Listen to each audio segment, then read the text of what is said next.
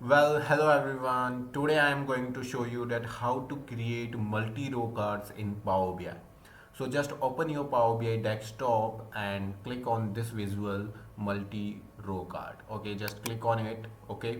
Now I am going to add the multiple values in the single card. Okay. I am dragging this field. Okay, sum of amount you can see here. Okay, the next is sum of profit, the next is sum of quantity.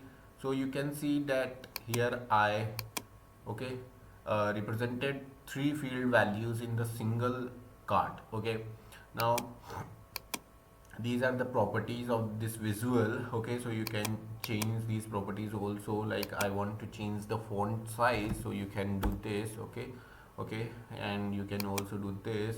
Okay, you can change the color from this. Okay, yeah, and this is category label, so I am going to change this also, and you can also do this. Okay, now you can see. Okay, now you can see.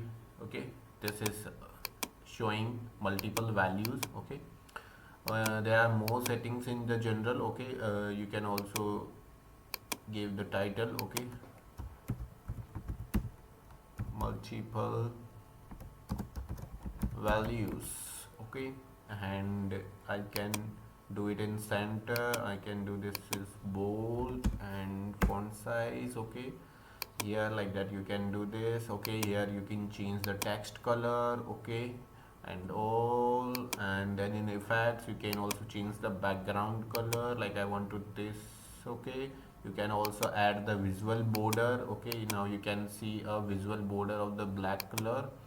Okay, so explore these properties. Okay, and explore so that you will learn that how you customize these visuals. Okay, like in visual border. Okay, you can also, this will give you the rounded corners, this will increase the width of visual border like this.